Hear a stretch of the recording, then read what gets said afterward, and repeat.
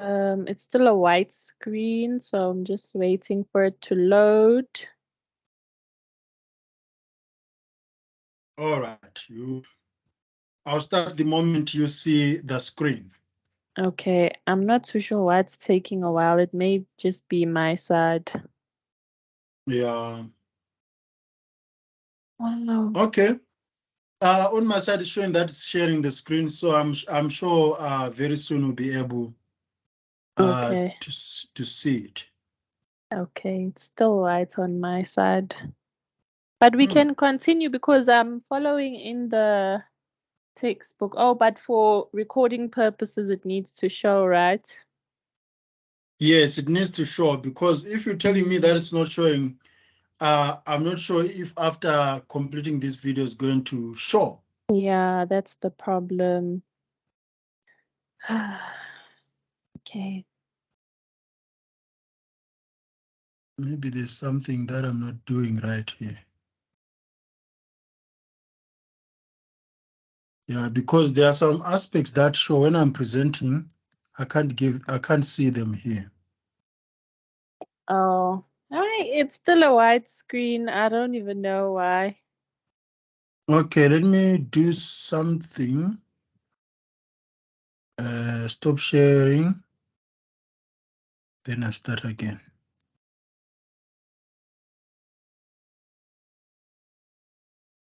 And now? Ah, there we go. Lesson 15? Yes. Yes, okay. Now I can see it. All right, we've done about 3 lessons, if I remember. And now, remember, in marketing, we always talk about theory. Then we need to apply theory to reality, to real life. So this lesson, we are going to apply everything that we've done so far for situation analysis. Remember, we started with situation analysis, looked at the wider environment and the inner environment. We spoke about the customer. We spoke about the customer journey, the variables. We spoke about online experiences. So now we need to apply this to a specific case study. So in the immediate lesson that we've had for lesson 14, we were talking about the 8 antecedents and how we can link them to online CX. And we also spoke about the persona. Now we are going to apply the framework for understanding customer experience. And we'll use Wish e-commerce platform. Do you know anything about Wish? Wish.com. Yes, I used to use it back in the day. Okay.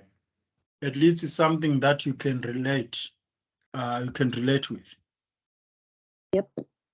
So before we go back to Wish, I'll remind you again that these are the concepts that you need to apply on Wish. We spoke about persona. We spoke about conversion marketing. We spoke about demand analysis. We spoke about situation analysis, more screening, and online CX. But before we move on, we are saying that Wish is an e-commerce. What is an e-commerce? This is a revision now, because we did e-commerce together last week, right? If I remember correctly, yes. But it's when e-commerce is, you know, any form of business that's conducted online. Mm-hmm. Okay. All right. So this is why we are looking at Wish, because it has is a transactional site. So there are customers who go and buy there, and they get value in terms of a product, and Wish gets value in terms of money and customer base. Okay. Can you differentiate between online? Is there any difference between online customer experience and offline customer experience? Yes, for sure. Okay. All right. So just as a recap, that's a definition for e-commerce, which is electronic commerce. And e-commerce is different from social commerce as well as from e-business. So remember, social commerce in most cases, it is from consumer to consumer, just like the Facebook marketplace that you come across. Do you know anything about Facebook marketplace? Yes, I do. So it will be people or companies transacting on social media platforms. That's social commerce. So Wish is not a social commerce because it is not operating on a social platform. It is not operating on a social networking site. It is operating on its own platforms. Then e-business, it's companies that only do business online. So you never get physical products from them. You buy products from them online and you use products from them online. An example would be your Microsoft Office. You buy it online, you get a key to renew your Microsoft account. So in most cases, these are service-based businesses. They never operate offline. Like Google, you get some tools from Google that you are using to track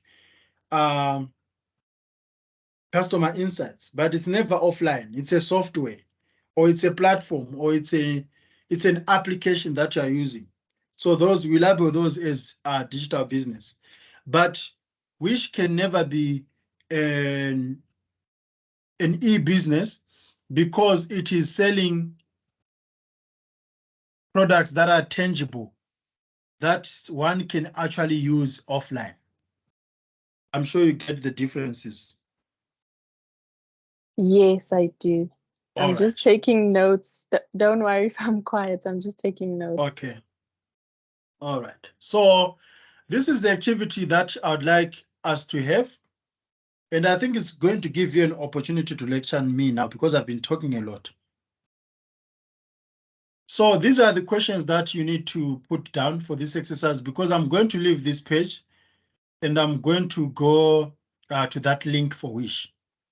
So as we go through this exercise, you need to ask yourself and discuss it with me. What do we look at when conducting a customer analysis? So this is what you need to ask yourself. Then you also need to apply the framework for understanding customer experience on the Wish platform.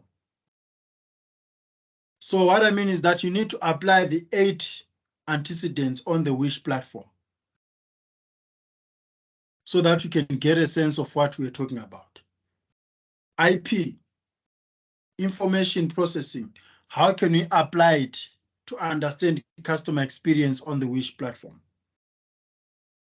Then you need to indicate the experiences and make recommendations for Wish. So here you are acting as the marketing manager for Wish, as well as a consumer who can get something from Wish. Okay. Are we together? Yes. All right. So remember, you've got a list of the antecedents in your textbook or with you. So now I'm going to go to the site.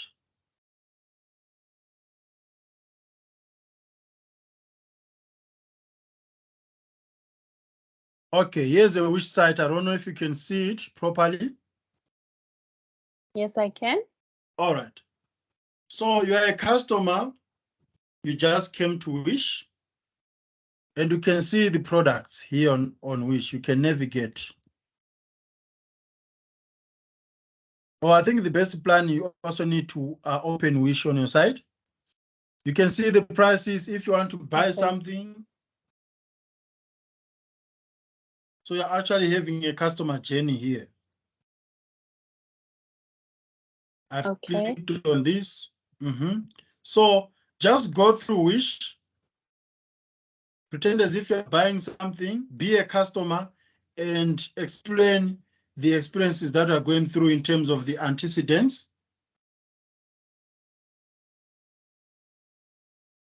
Okay. On Wish.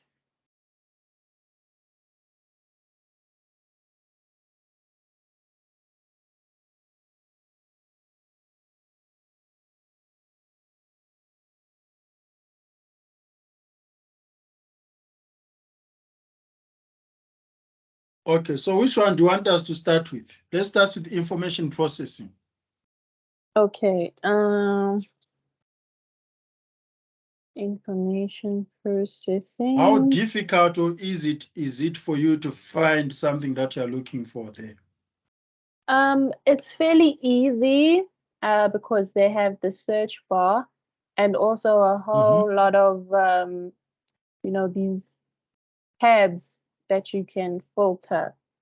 So it's pretty easy. And I think, if you have an account, they already pick up your habits. So they pick up the things you like or the things you view, and they put that as your main page. Okay.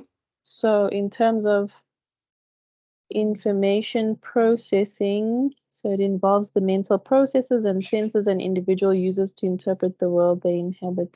It's pretty simple. So do you get what you're looking for there? Yes. Okay, so it's positive. Yes. All right, then the second one, the perceived ease of use. Is the site easy to use? Yes, it is easy to use. And can you navigate the site properly? Yes, I'm just navigating to random things, and everything is in alignment as per the tabs. And yeah, definitely easy to use. Okay. Because sometimes you come across sites, when you click on something, it takes longer to load, or it takes you to something that is not what you clicked on. So those are aspects of the perceived ease of use. So if what you perceived before going through the site is completely different to what I thought it was going to be, is going to be a problem when it comes to a relationship between a customer and a brand. Then what is the third one? Perceived Perceived usefulness. usefulness. This refers to the extent to which the digital offer fits with the customer's daily life. Definitely useful because, like I said, in the homepage, because I'm also logged in, it shows things that are relevant to my searches or to my likes or, to my viewing. So they've used data to appeal to me. Okay.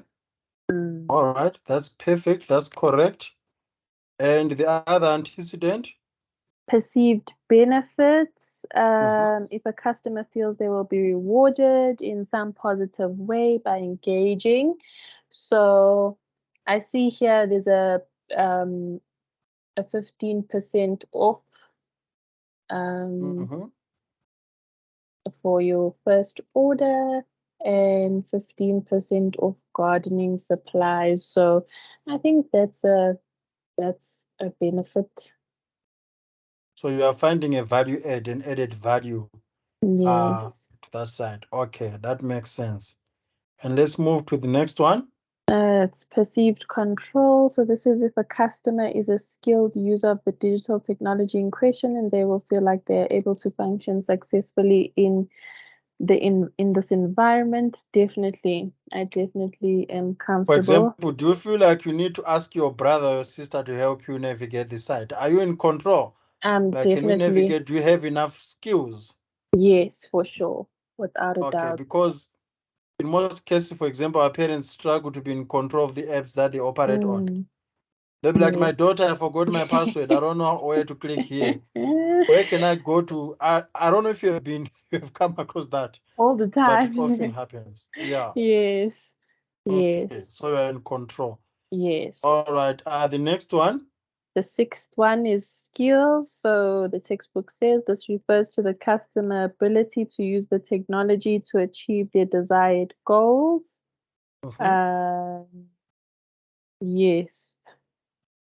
Yes, yes, So yes. a question, because here the skill, I think for you, you'd say yes, because to some extent you're a digital native, because you know how to operate within the digital space.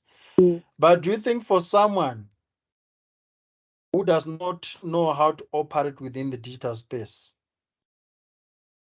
would they Um, find it easy to use this website? I think they would because, whatever tab you press on, it's pretty Mm, straightforward. It okay. brings up all the products, it has the prices, it's indicative of the sizes. So, yeah, um, I definitely think in terms of, a person who's not very familiar with the site, it would be easy to use. And they have customer reviews as well. So that also helps in making your decision, your purchasing decision. All right. The next one? Trust and risk. Both Yes. play an important role in how a customer behaves online. Inexperienced internet users can feel vulnerable and fear the unknown. I definitely see,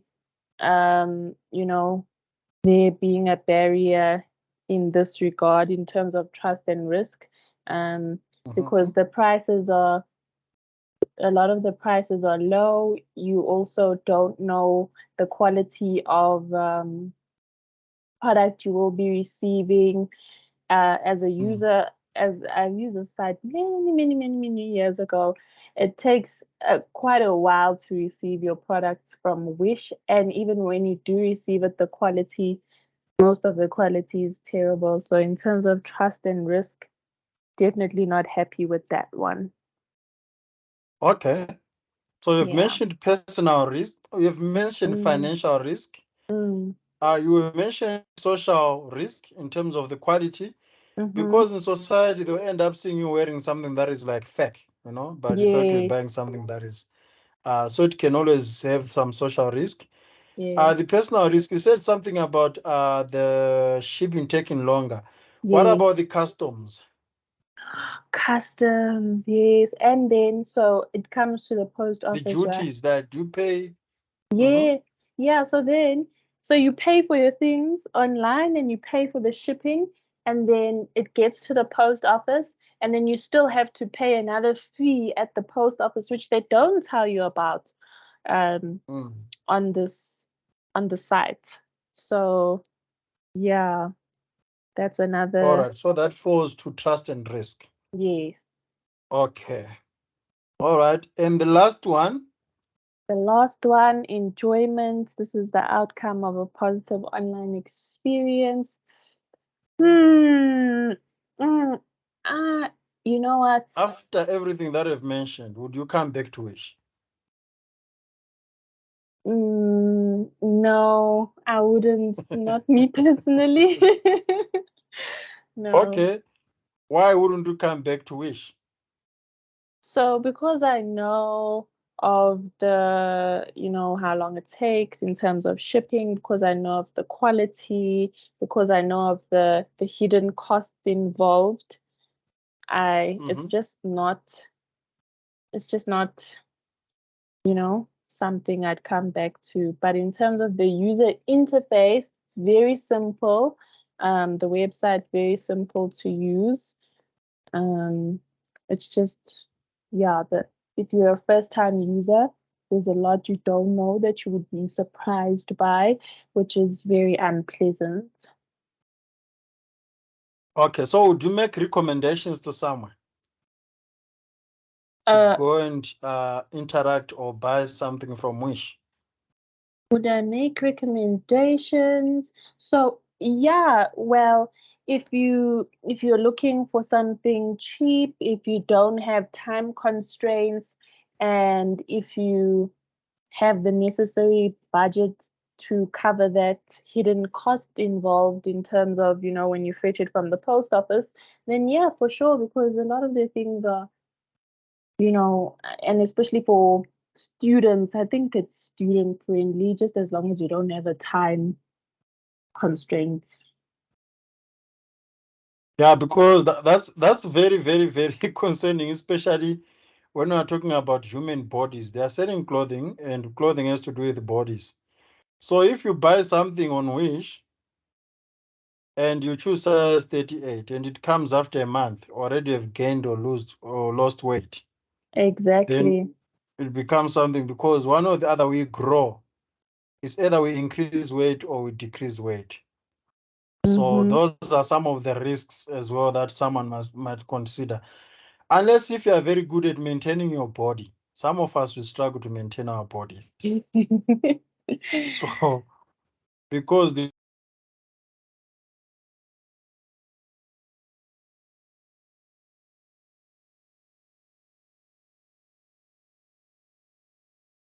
Hello?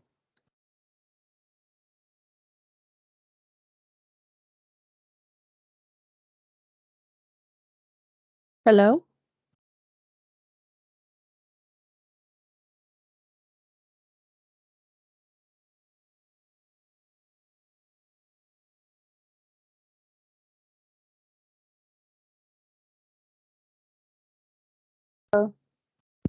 Hello?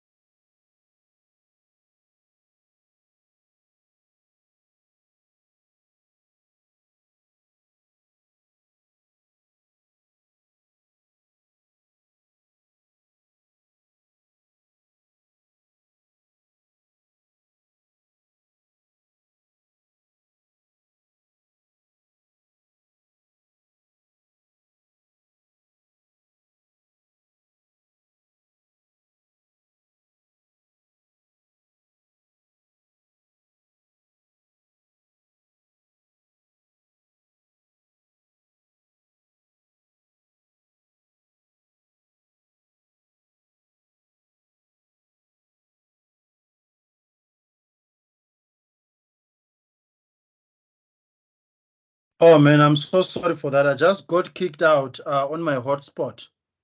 It's okay. I figured there was some type of connection issue. Yeah, and I don't know what is going to happen to the record. On my side, it shows it's still recording, so I'm not sure what's going to happen there.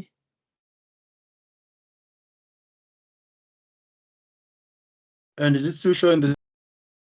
Can you see what I'm sharing? Yes, I can. The same page we're at, the customer characteristics class activity. All right, yes. Okay. So when making the recommendation, you also don't want the customer to see you as a bad person who ended up getting them into trouble.